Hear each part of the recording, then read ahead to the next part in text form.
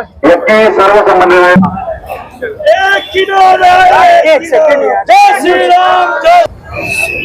सुदेश चौधरीजी काय म्हणाल, कशा प्रकारे आता पुढची पोलीस प्रशासनाला सूचना आहे निवडणूक निर्णय अधिकारी यांच्या धोरणामध्ये सुदेश चौधरीजी काय म्हणाल, कशा प्रकारे पुढची वाटचाली असणार आहे, कुठल्या प्रभागाचे आता उमेदवार आपल्या जोडीला उपस्थित आहे?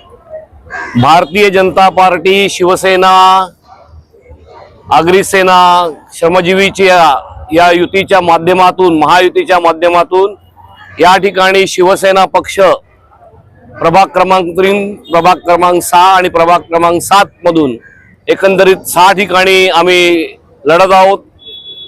या राज्याचे मुख्यमंत्री देवाभाऊ देवेंद्रजी फडणवीस आणि आमचे मुख्य नेते राज्याचे उपमुख्यमंत्री एकनाथ शिंदे साहेब यांच्या नेतृत्वाखाली ही महायुती वसई विरार शहर महानगरपालिकेच्या निवडणूक ही निश्चितच आम्ही मोठ्या मताधिक्याने जिंकणार असा आम्हाला सगळ्यांना विश्वास आहे।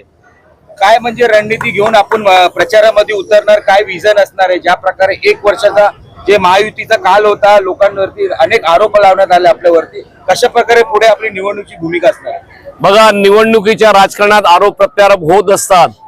मागच्या विधानसभा निवडणुकीमध्ये जे एकमेकाला शिव्या देत होते, एकमेकावर भ्रष्टाचाराचे आरोप करत होते, ते आज या निवडणुकीमध्ये एकत्र आलेले आहेत, हे आपण सगळ्यांनी पाहिलेलं आहे। आमचा मुद्दा आहे हा विकासाचा मुद्दा है। इस शहर की तकदीर बदलेंगे, इस शहर की तस्वीर बदलेंगे। आम्ही फक्त विकास आणि विकास आणि विकासावरच बोलणार आहोत। जे आता नाराज होते, ज्यांना तिकीट नाही भेटली आणि जे जुने कार्यकर्ते त्यांना कसं आपण पुढे घेऊन जाणार? ह्या ज्या निवडणुका आहेत ह्या कार्यकर्त्यांच्या निवडणुका असतात, त्यामुळे प्रत्येक कार्यकर्त्याला वाटत असते की आपल्याला उमेदवारी मिळाली पाहिजे। 115 सीट मध्ये 600-700 अर्ज आल्यानंतर प्रत्येकाला काय उमेदवारी देऊ शकत नाही। नाराजी ही असू शकते, परंतु ही नाराजी एक ठराविक काळापर्यंत असते। आता महायुतीच्या उमेदवारांनी सगळ्यांनी अर्ज भरलेले आहेत। आज संध्याकाळपर्यंत ही सगळी नाराजी दूर होईल आणि या महायुतीचे कार्यकर्ते मोठ्या जोमाने या ठिकाणी प्रचाराच्या कामाला लागतील असा मला विश्वास आहे। 7 मध्ये अति काम गरजेचं जे प्रलंबित आहे, जे अजूनपर्यंत झालेले नाहीये, कुठला पहिला प्राधान्य असणार आपला? बघा, आम्ही फक्त एक प्रभाग घेऊन चालणार नाहीत, तर आम्ही जसं म्हणतोय की या शहराचा पूर्ण चेहरा मोहरा बदलायचा आमचा निर्धार आहे। राज्याचे मुख्यमंत्री आणि उपमुख्यमंत्री या ठिकाणी येतीलच आणि ते देखील या जनतेला आश्वासन देतील, परंतु आपल्या सगळ्यांना कल्पना आहे की या शहरामध्ये सीलिंग होत आहे। आमचे नेते एकनाथ शिंदे साहेब या ठिकाणी आले होते आणि त्यांनी सांगितलं की या शहराला ज्या ज्या लागणाऱ्या पायाभूत सुविधा आहेत त्या राज्य सरकारच्या माध्यमातून, केंद्र सरकारच्या माध्यमातून आमचं हे शासन देणार आहे। त्याच्यामुळे या महापालिकेमध्ये येत्या 5 वर्षात या महापालिकेच्या क्षेत्रामध्ये मोठ्या प्रकारचा कायापालट होईल आणि नागरी सुविधा मोठ्या प्रमाणात या शहराला उपलब्ध होतील। एक अंतिम सवाल, जिन मुद्दों को लेकर के विधानसभा में आप लोग लड़े थे, जीत हुई थी, उन मुद्दों को क्यों भुला दिया गया?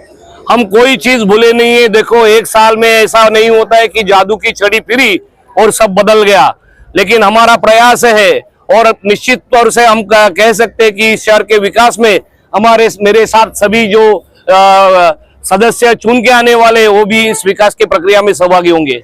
हाँ, लेकिन वो जो 41 बिल्डिंग से लेकर के 17 लोगों की मौत हुई थी रमाबाई अपार्टमेंट में, उन मुद्दों पे जो बोला गया था, जिस योजनाओं की हवाला दी गई थी, वो तो पूरा हुआ नहीं। देखो, शिंदे साहब आए थे और शिंदे साहब के पास हम लोग ने मांग की कि शहर में जिस घर को शास्ती लगी वो शास्ती माफ की जाए। दूसरी चीज है, ये जो हमारे 4 रेलवे स्टेशन है इस महानगर पालिका क्षेत्र में, इसके सुबह शाम इस चारों स्टेशन के इलाकों में ईस्ट वेस्ट जो ट्रैफिक की समस्या होती है, तो सैटिस प्रकल्प यहाँ पे लाना चाहिए राज्य शासन के, तो उसे भी उन्होंने तुरंत मंजूरी दी है। और तीसरी चीज है कि जिस बिल्डिंग को ओसी नहीं है, उस बिल्डिंग को मुंबई के धरती पे भी जो पेनल्टी माफ करके ओसी दी जाए।